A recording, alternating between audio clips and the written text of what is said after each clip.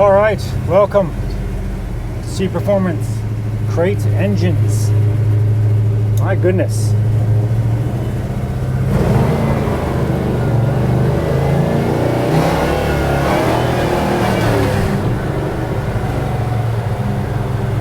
Got an interesting one for you today. I have word. The 363 small block Ford has been dynoed, and we did not get the footage. So I'll be seeing my my partner in crime, Steven, will be doing a video about that, about the dyno numbers after he gets the engine home. We'll get the dyno sheets, go over the numbers with you. I am in.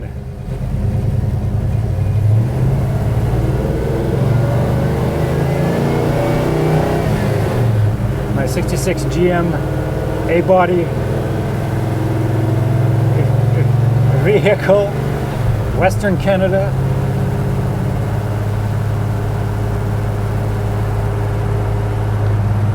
Good Canadian weather. Little wet, little greasy, little cool, not too cool though. She's getting warmer, almost t-shirt weather. So, 363, she's been dynoed, and we'll leave that there. I don't know if you can hear it, but I've got some rattling, I believe in at least one muffler, one of two. Passenger side. This engine pushes so much air, I've knocked some of the baffles loose. That was a hard acceleration on the highway a couple weeks back. It's amazing. And this is the GMA body car, which has as its heart the R, the greatest engine ever built. A 329 small block Chevy. Made it to a Tremec TKX.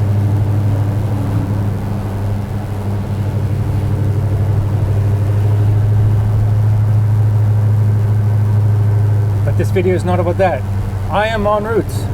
I'm en route. This was kind of crazy.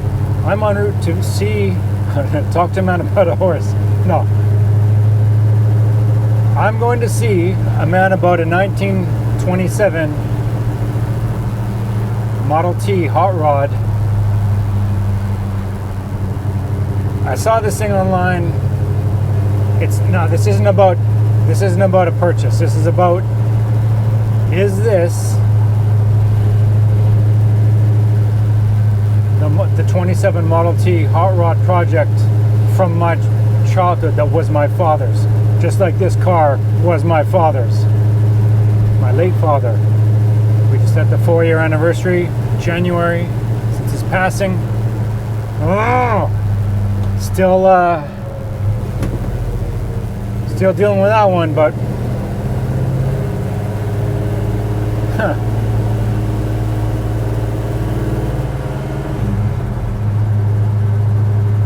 So I celebrate him every time. In some shape or form, every time I get behind the wheel. I know he'd be proud of this project I'm driving right now. Still a work in progress. I know many of you would understand. But back to this 27 Model T bucket hot rod. I was too young when my father, I don't know, it's funny. And it's another, back to this idea of a sore spot. There's so many details I do not remember. I was far too young when this thing was in storage in our big backyard in central Burnaby. The backstory behind that, in the mid-70s, my father had a 41 Ford business coupe. Oh, that rattle. I hope it's not too Anyway, 1941 Ford business coupe.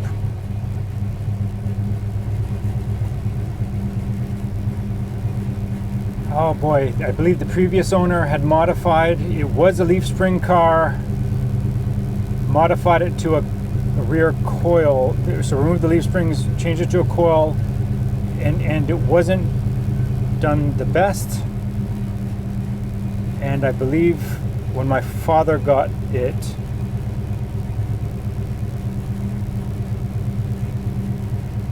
I believe dropped in a 283. I don't remember the transmission, if he had it manual or not.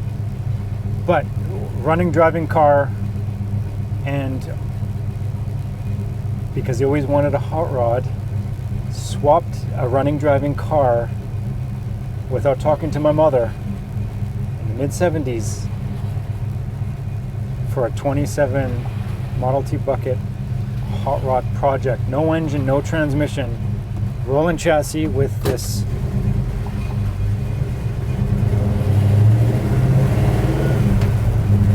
I don't know the condition. Anyway, my mother was livid.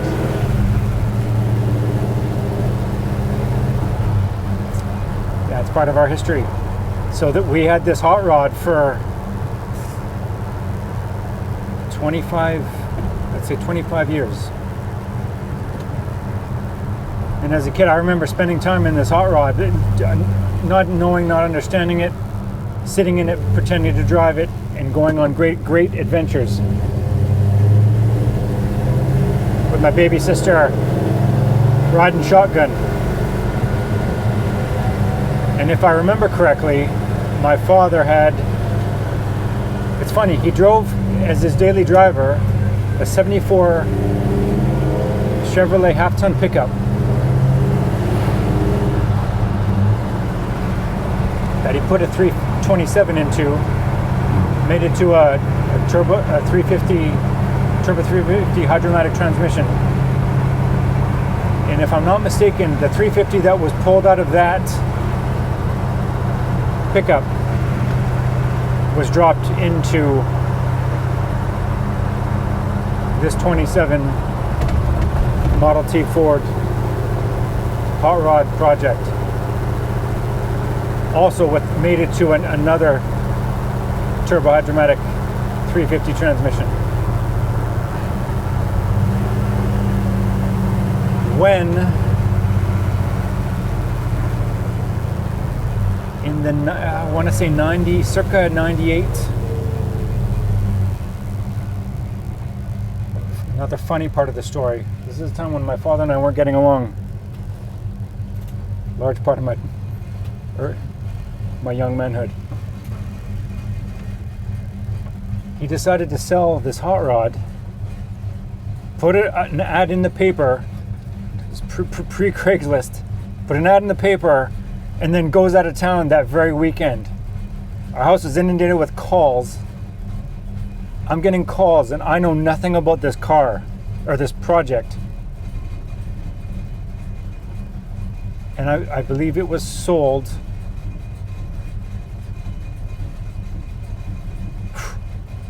I believe my father sold his this hot rod project without the engine and transmission, which I believe that engine and transmission went into this car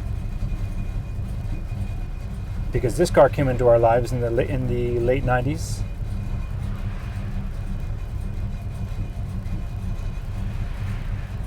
So I'm hoping I'm getting the details right here. So anyway,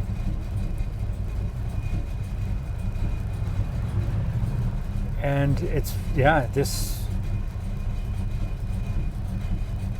now I'm going to look at potentially, because this literally yesterday came up online in like Marketplace, good old Marketplace. Let's get it moving. Got a train. Woo! Just missed it.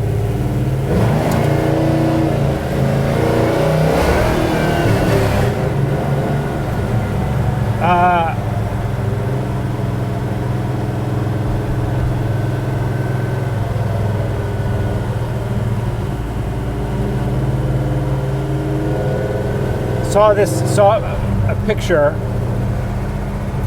of this bucket. So the body, the windscreen, windshield, and the painted. I know it was popular at the time, but it had like a beer keg in the boot, the external, as a fuel tank, as a petrol tank.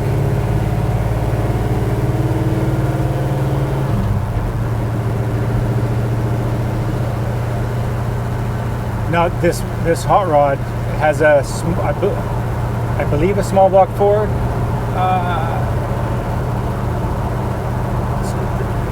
Anyway, I couldn't tell any of the distinct markers that I don't remember. So anyway, I'm on. Well, first of all, the emotional gut punch seeing this hot rod, because it all brought it all back. Brought a lot of things back.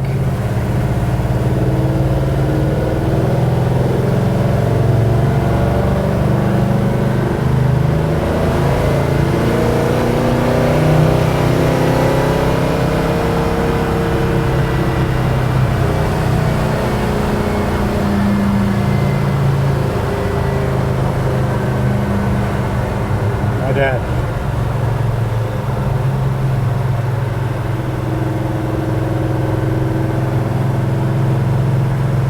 So I'll ask the owner or the seller, owner and seller, if I get a couple shots, if he doesn't mind, and then maybe, or short shots as in short video clips, stitch them in, and maybe help post his ad for sale ad on our channel. I don't know. We'll see.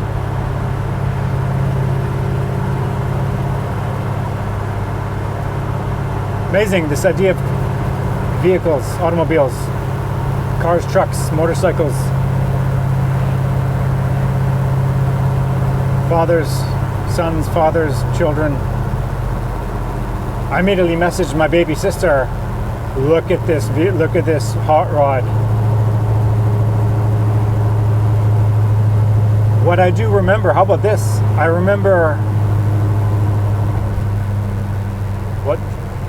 I remember being passenger as a small boy, because this thing would get driven around. Like my parents, I can't remember the size of the yard. It was like a soccer field, and then my neighbors had soccer field sized yards, so all joined together, lots and lots of field to drive in, and they would drive this thing, the open headers.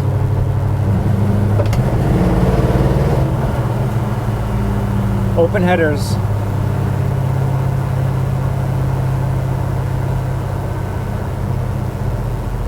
and the battery would be loose and the inside at our feet, and the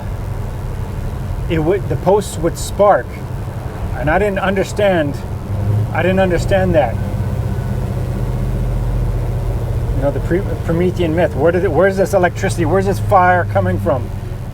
And so, to me, it's just associating with this car. This car scared me.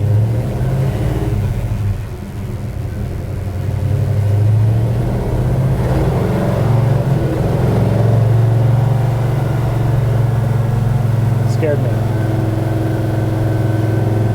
But apparently, sometimes the neighbors would get into the sauce a little bit, and the car would come out, and there'd be some air time,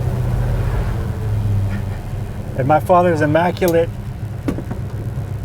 soccer field lawn would get tore up a little bit.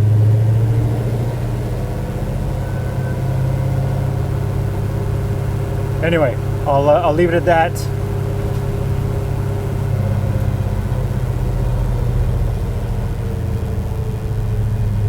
My goodness, yeah, I've got some knots, some knots, because I don't know. I have no idea. The idea of what if this is it, and if not, that's okay. But what if this is it? I don't even know how. There's certain identifiers. What I remember. Anyway. All right, this is Clint from C Performance Crit Engines. I'll talk with you very soon.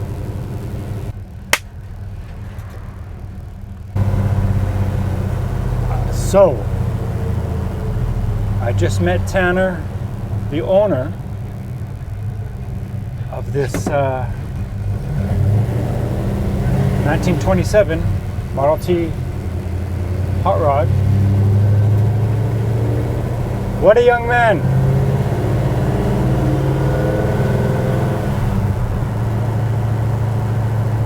I was expecting an older gent. 24 years old. I asked and he said yes. I got a couple shots of the car, which I'll add in, and because since it's for sale, I will also add his contact information. He consented, so I'll certainly do that. That was what an emotional roller coaster. That was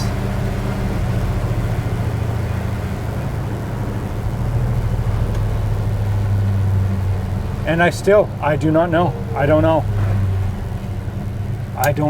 My memories, and then of course, I don't know. The vibe, I don't think it was it, but I don't know. It's crazy. And at the same time, okay, it doesn't matter. I'm just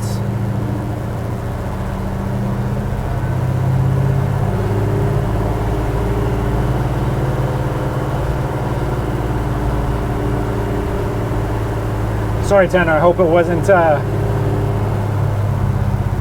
love talking about my father, and although that was a wild ride too.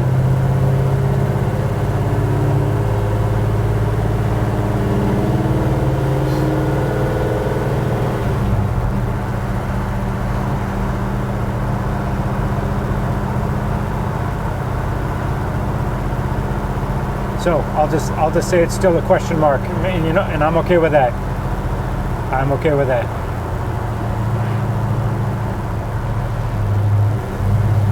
It's profound and fascinating, and what it all brought up.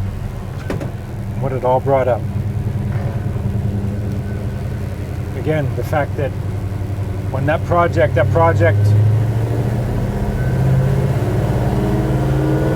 my father let it go in order, well, because he brought this one home.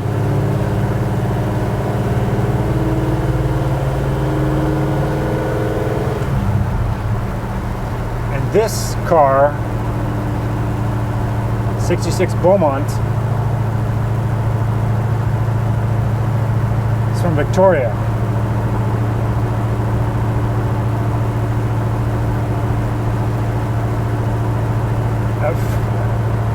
One of his old friends, an uncle of a friend of his.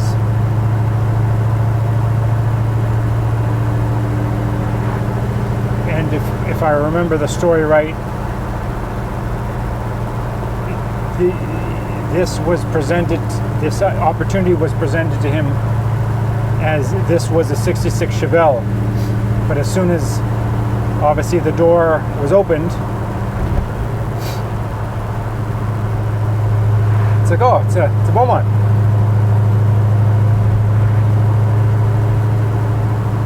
The Canadian version, some would say.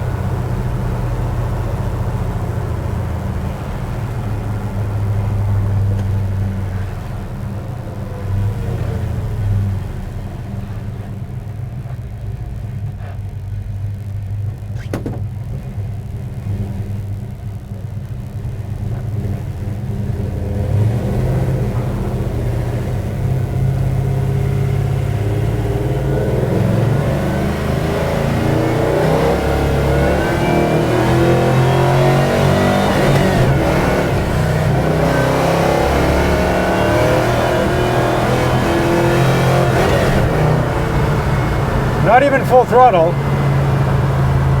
I still have a long way to go, and it's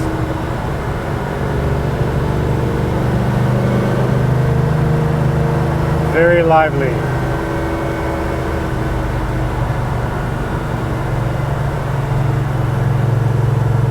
So, thank you for your concerns about us building an engine, wasting, some would say, but it's using a bow tie block, which had been through, who knows, the backstory, but how it fell into our lap. And it was too good of an opportunity to pass up. To use a 283 crank, because it had 350 mains. And of course, as Stephen has explained many times, with bearing spacers, it's funny, is it spacer bearing or bearing spacers? Well, I believe the spacer bearing would be one piece. Bearing spacers, it's two piece. Ideally, it would be a single piece. I kind of think if there were more of these that we would build, we should look into getting manufactured a single bearing. Because I think in part, as a customer, I think some people might think that the bearing spacer would be a weak link, and yet, so far so good. And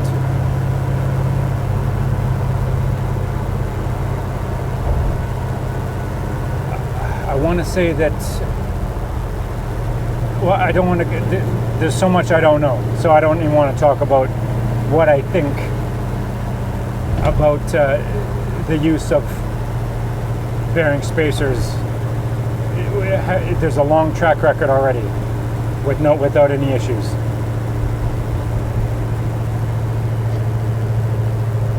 Anyway, wow.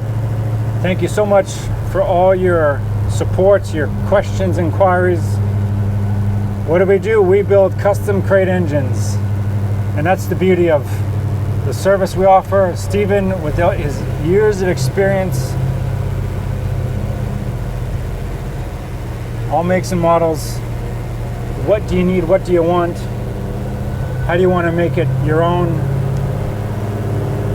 A unique bore-stroke combination. There's literally nothing, in this day and age, literally nothing we can't do. Sure, some limitations. What's the saying? Speed costs. How fast do you want to spend? How fast do you want to go? There's also another running joke. It's all about what's up with these small block Chevy guys. It's the Ford guys. They know how to pay. And on time. Yeah, we have fun. Anyway, thank you again. So, any questions? Again, information for the 27 hot rod in the description. Tanner, thank you. That was deeply moving. Thank you. I mean that. And wow.